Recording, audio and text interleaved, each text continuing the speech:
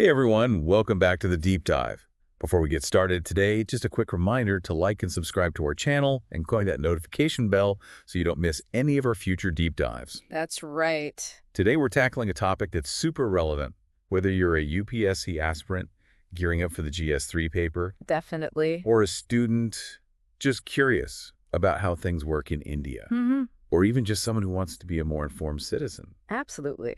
It's all about police and prison reforms in India. Yeah, it's a pretty big one. It really is. And to be honest, it's a system that's, well, in need of some serious attention. Yeah, I think needs some attention, might be putting it lightly. You think so? Well, I mean, think about it. A Oh. crazy 70% of people in Indian prisons are under trials. Whoa, 70%? Yeah, they haven't even been convicted of a crime yet. They're just stuck in limbo. That's insane. It is, and it's just one of the many signs that this system is screaming for a change. So to help us unpack all of this, we have our amazing expert with us today. They're a master at breaking down complex topics and making them understandable. Well, I try my best. And trust me, this topic is anything but straightforward. But it's relevant for everyone, especially those UPSC aspirants out there. For sure. Understanding police and prison reforms is key for the GS3 paper on internal security. Yep. All right, so let's dive in. We've got a ton of reports, articles, and even some firsthand accounts to paint a full picture. Our goal, to give you that clear understanding of what's going on, why it matters, and what's being done about it. Definitely. Let's start by laying some groundwork. The current Indian police system is largely based on the Police Act of 1861. Wait, 1861? As in back when India was under British rule? You got it. We're talking about a system designed for a completely different time and context, trying to function in modern-day democratic India. It's like trying to run a marathon in like really old, clunky shoes. Okay, I get the picture. So how has India tried to, modernize this system over the years? Did they just, patch it up and hope for the best? Not quite. India has actually introduced various laws and constitutional mandates to try and adapt the system. For example, Article 355 puts emphasis on the union government's role in protecting states from internal disturbances. And then you've got the Indian Penal Code, the Evidence Act, the Code of Criminal Procedure. They all impact how the police operate. So it's like they've tried to build a new house on top of, a really old foundation. Exactly. And then add in all these committees focused on police reform, legal battles like the Prakash Singh case that resulted in major changes in how the police function. It's a pretty multi-layered situation. That makes sense. Yeah. Knowing the history definitely helps understand the challenges we see today. For sure. But, laws and regulations are one thing. Yeah. But what about the human side of it all? How do people actually view the police? That's where things get interesting. Max Weber, a famous sociologist, talked about the state's monopoly on force. Basically, the police are the ones who can legally use force to keep things in order. Right. But how people perceive this power being used, well, it's not always positive, to say the least. Yeah, I think we've all heard stories, maybe even experienced it ourselves. Exactly. Inefficiency, corruption, abuse of power. These are common complaints. And there's actual data to back it up. Reports from the National Police Commission highlight tons of public dissatisfaction, citing things like police bias and brutality. So it's not just anecdotes. There's a genuine gap between the police and the people they should be serving. And I'm guessing this disconnect is a big reason behind the push for reform. Definitely. But we need to see both sides of the coin, right? The police often talk about their own struggles, huge workloads, lack of cooperation from the public, and interference from politicians. So it's like a catch-22, almost. Exactly. It's a very complex situation with no easy answers. Okay, so before we get into the specifics of these reforms, maybe let's unpack the main problems plaguing the system. What are the biggest issues? Let's break it down. We can look at it from three angles. Okay. General administration, problems within the police force itself, and then broader issues with the prosecution and justice system. Sounds like a good plan. So starting with general administration, what's going wrong there? Think of it like the basic mechanics of the system. One big issue is poor law enforcement, often stemming from a lack of coordination between different agencies. It's like different parts of the machine aren't talking to each other. So like a bureaucratic nightmare. Basically. Then when we look at the police force itself, one major problem is they're stuck with outdated technology. It's hard to fight modern-day crime with tools from the past. Yeah, it's got to be tough. And then there's the issue of political interference. Imagine trying to do your job with constant pressure from outside forces. Not ideal, to say the least. Not at all. It impacts morale, decision-making, everything. And of course, we can't forget about the massive workload. India has a huge population and a serious shortage of police officers. We're talking over 500,000 officers short. 500,000? That's crazy. No wonder there are concerns about their effectiveness. Exactly. And on top of all that, there are the ethical issues surrounding the police. Corruption is a big problem, and there's a real lack of sensitivity towards human rights. These things just further erode public trust. And then when you look at the prosecution and justice system, you've got problems like a shortage of good prosecutors, low conviction rates, and a huge backlog of cases. It sounds like the whole system is struggling. Hmm.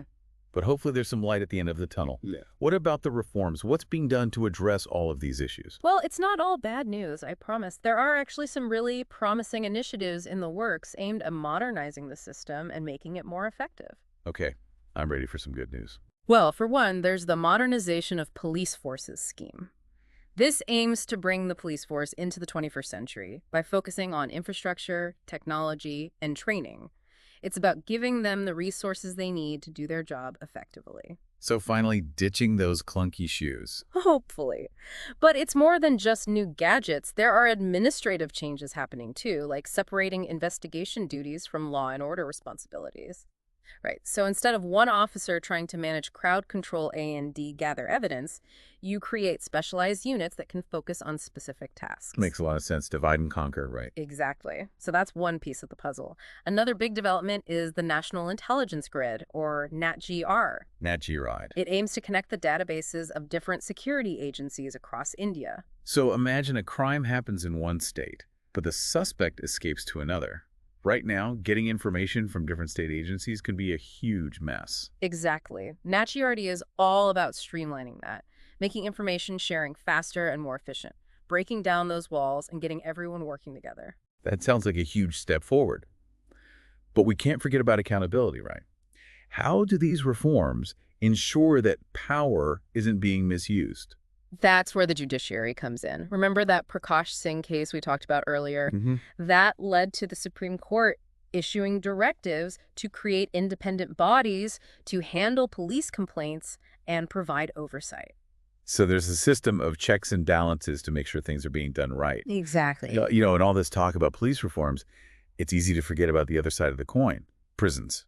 Absolutely. And that's a whole other issue. Remember that statistic we mentioned at the beginning? 70% of people in Indian prisons are under trials, meaning they haven't even been convicted of a crime. It's mind-blowing. They're stuck in this system, sometimes for years, without any kind of resolution. Yeah. Let me tell you a story about a man named Majan Lung. Okay. He was arrested and spent a shocking 54 years in prison. 54 years. And then he was released. Oh, my goodness.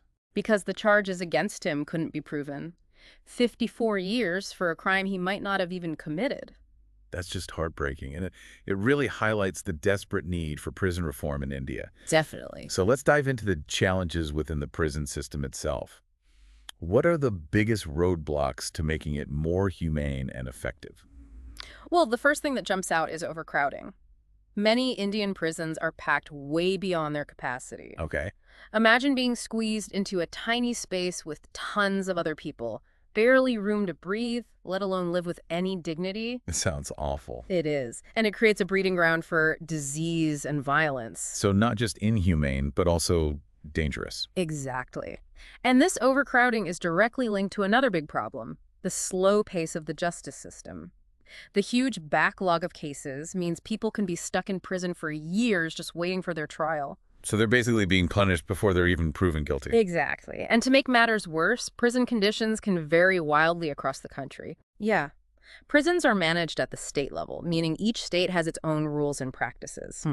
This lack of uniformity makes it incredibly hard to implement any meaningful reform nationwide. I see. So it's a very fragmented system. It is. And of course, we can't ignore the human rights violations that happen in prisons. Right. Reports of inadequate health care, poor sanitation, even abuse are disturbingly common. It paints a pretty bleak picture. Yeah. But I'm holding on to hope that there are people working to change this. Oh, there are. What are some of the solutions being proposed or implemented to make things better? Well, the first step is recognizing that this is a complex problem with many layers. We need to fix the root causes, not just the symptoms. For example, tackling that backlog of court cases is crucial. Okay. If we can speed up the judicial process, we can dramatically reduce the number of under-trials stuck in prison. Makes sense. Fix the leak, not just mop up the water. Exactly. There's also the idea of creating an all-India cadre for jails. It would basically establish national standards for prison management, training, and oversight. So bringing some consistency to the system. Exactly. But it's not just about top-down solutions. We need to focus on individuals within the system, too. Things like providing better legal aid to under-trials, ensuring they have access to bail, and addressing the root causes of their prolonged detention. It's about remembering that these are people, not just case files. Absolutely. And then there's the physical spaces themselves. Right. Many prisons are in desperate need of renovation. Yeah. Investing in better living conditions, sanitation, and security isn't just about comfort. It's about creating a safer and more humane environment for both inmates and staff. It's about making the space conducive to rehabilitation, not just punishment. Exactly. And rehabilitation needs to be at the forefront of any meaningful reform. I agree. Education, vocational training, counseling, these are all crucial to give inmates the skills and support they need to reintegrate into society after their release. It's about giving them a second chance, not just throwing away the key.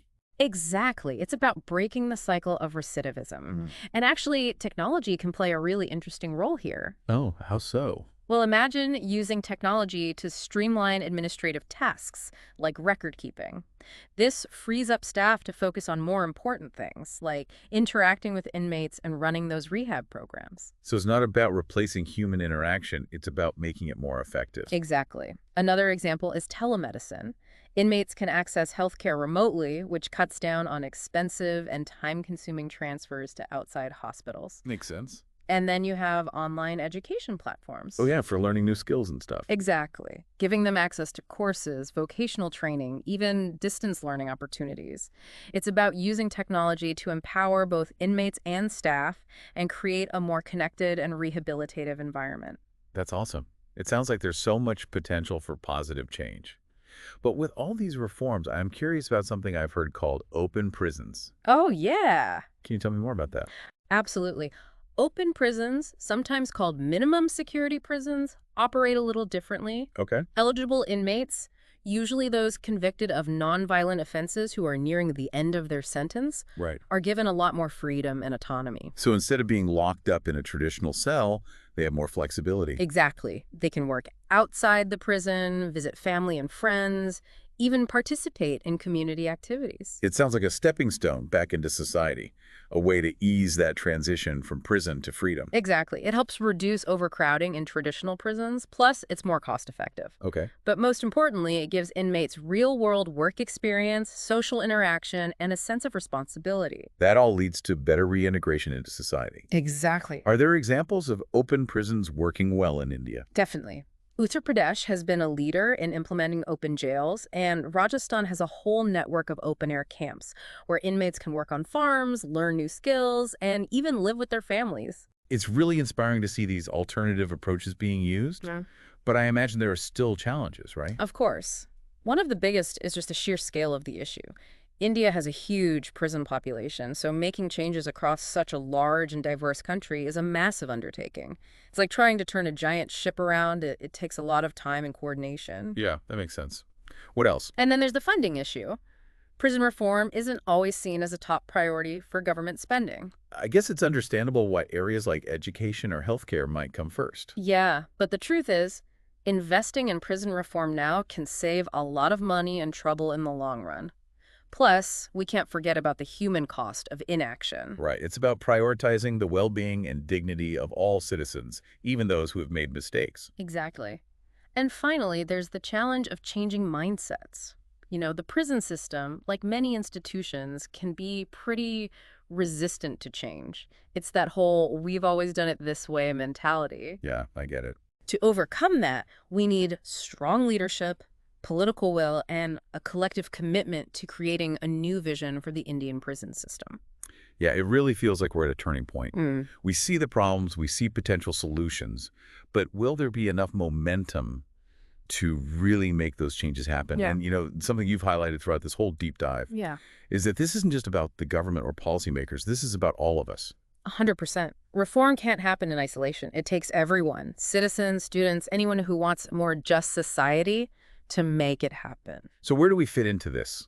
What can we as individuals actually do to be part of this change? Especially those UPSC aspirants who are learning about this for their exam. Yeah. How can they go beyond just theory and into action? Well, first off, education is key, right? The more you understand the ins and outs of these systems, the better you can advocate for real change. So it's more than just reading textbooks. Exactly. It's about connecting the dots, seeing how these issues play out in the real world. Yeah. Read reports, follow the news, have discussions. The more informed you are, the more you can make a difference. And don't be afraid to speak up. Whether it's writing to your elected officials, participating in peaceful protests, or even just having informed conversations with friends and family, every voice matters. Absolutely. And for those UPSC folks out there, this knowledge isn't just for the exam, it's for life. It's about becoming informed and engaged citizens who can actually help build a better India. That's a great point. So what are some concrete actions people can take besides just staying informed? Well, there are a ton of organizations out there doing amazing work on the ground, improving prison conditions, advocating for police reforms, providing legal aid. You can support them by volunteering your time or donating resources. It's about putting your passion into action. Exactly. And I think even more importantly, it's about challenging our own biases and assumptions. We all have ideas about crime and punishment, but taking the time to really listen to different perspectives, to empathize with those who've been through the system, that's what can lead to real understanding and compassion. Remembering that these are real people, not just statistics. That's so important. And it's that human connection that can drive real lasting change. Wow, this has been an eye-opening deep dive. We've talked about the history of these systems, the challenges they face, and all the incredible efforts being made to reform them. Yeah, it's been great. It's a lot, but the key takeaway is this is an ongoing journey, and we all have part to play in it. I couldn't agree more. It's a journey we need to take together. Absolutely. Well, that brings us to the end of our deep dive on police and prison reforms in India.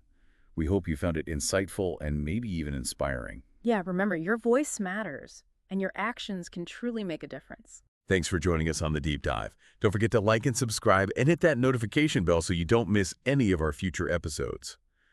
Until next time, stay curious and keep learning.